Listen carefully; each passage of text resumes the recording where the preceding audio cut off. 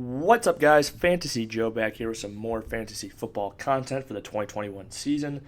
Today's video, we are talking about who is going to be the next Christian McCaffrey in fantasy.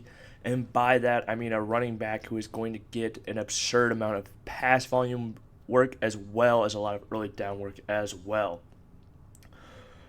As we've all seen, Christian McCaffrey is the 101 last year overall, just in fantasy, as far as production at his position. Had an absolute record-breaking year in 2019. Was the number one pick this year. Is going to be the number one pick, in my opinion, next year, clearly, just because, again, how much workload he gets in both the passing game and the rushing game. They use him on basically every down. But not many backs are really utilized like this in the modern-day NFL anymore. And it's very valuable for fantasy if you can identify them, though. So we're going to dive into two guys who I think have the profile to potentially do some things that Christian McCaffrey has done in the past as far as fantasy production. If you are new to the channel, please hit that sub button. If you like the video, hit the like button. If you have questions or comments, leave them in the comments down below, and I will get back to you. Without further ado, let's get into our first player who could be the next Christian McCaffrey in 2021. First up, we've got Austin Ekeler. Ekeler was an absolute workhorse in 2020. A little bit deceptively, though, because he only played 9 healthy games. But if you put him on a 16-game pace in the 9 healthy games that he played, he was on pace for well over 200 carries and 94 receptions. And I think the reason that those two numbers are so impressive is because if you look at in 2019, Ekeler finished the year as RB6, and he did that on 132 carries and 92 receptions.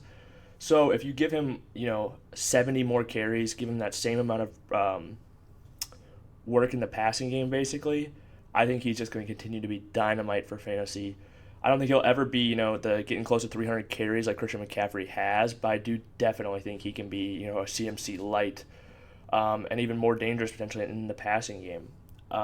We saw in 2019 when Christian McCaffrey had 116 receptions, broke the running back record for receptions. I think that was the year I believe he had 1,000 receiving and 1,000 rushing yards as well. In that year, according to Pro Football Focus, the highest graded receiving back that year was actually Austin Ekeler.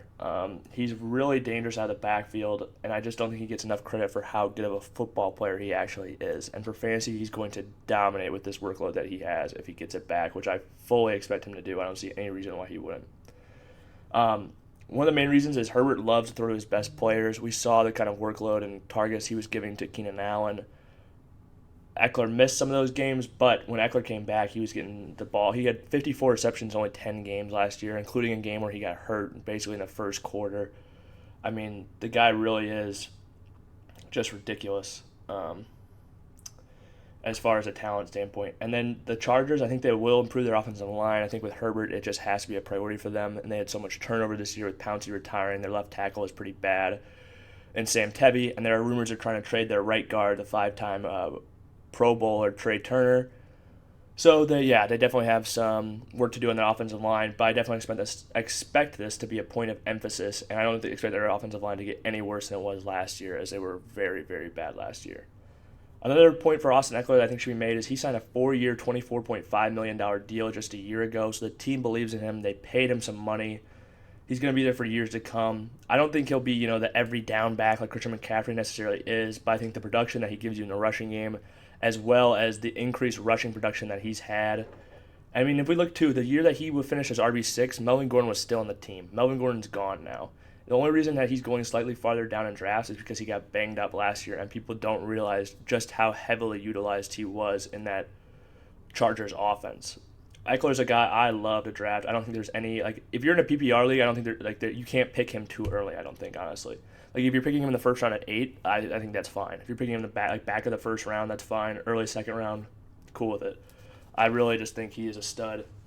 And if you look at the picture in the middle, I put that one in there because that was Ekeler last offseason. He was bulking up to try to carry a bigger workload. And I just think that, obviously he looks huge in that picture, but he's putting the effort in to be an every down back, and the team is heading more towards the direction of putting him in as an every down back. I just expect him to continue to produce in masses for fantasy going forward. He'd be a guy, especially in dynasty leagues, that I would try to acquire as well. Next up, we have Antonio Gibson. Antonio Gibson was very good in his rookie season. And I think one of the biggest things about Antonio Gibson is the coaching staff envisions him in this Christian McCaffrey role. And we can tell this by the things they've said as well as the actions they made. Um, so yeah, let's look at first thing. Let's look at the quote that when Ron Rivera was asked about Antonio Gibson being used in a similar light to Christian McCaffrey, Ron Rivera said this: "No, that's fair. I could definitely see him being used as Christian, He said, no, that's fair. I could see him using him similar to how we use Christian. He's bigger than Christian was, though." So he's basically saying we could use him in that same role, but he's got a little bit more size. And so that just tells me right away, it's like I'm not worried about. I think he's going to be a guy who gets well over 200 carries moving forward. And, I think he can get a ton of pass volume as well. I don't know if he'll ever be a 100 reception guy, but he's just so explosive out of the backfield that if he could get 70 or something close to that, 60 even, with 240 carries or something around there, he could just be very explosive for fantasy. But let's look at some of his college usage. I think this has to be sought out because really he was used uniquely in college. He's a running back in the NFL, but was used more as a receiver in college. So his senior year, he caught 38 passes for 735 yards and 8 touchdowns, which is absolutely ridiculous. If you compare that to his rushing production, he only rushed the ball 33 times for 369 yards and 4 touchdowns. The production that he had out of the backfield was just ridiculous. Good for over 19, that he had in the receiving game, it was ridiculous, averaging over 19 yards a reception. There wasn't a ton of volume, but still. I think the thing to point out with this offense is, sure, he didn't catch as many passes as we hoped he would last year, but if you look at J.D. McKissic, who they're using a lot in that third down role, I think this is the reason they were using J.D. McKissic is because he has that third down skill set, and they were worried about Antonio Gibson being able to learn all the pass routes, all the pass protection, all that stuff in a shortened off season where he's having to learn all this stuff on Zoom.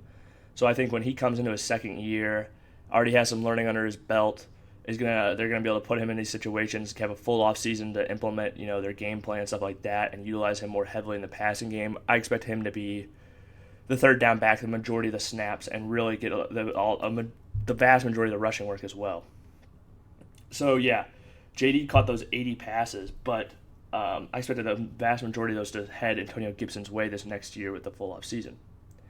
And then, like I said, Gibson, if you look at his second half, from week 7 on, if you take out the game that he got injured against the Steelers, which he only had 2 carries in, and look at his carry pace over the second half of the season, he was on pace for almost 240 carries over the second half, which if he gets anywhere close to that number, that's where we could really start to, it could really be beneficial. And another thing I want to point out is the coaching staff. Ron Rivera was the head coach for Christian McCaffrey in Carolina.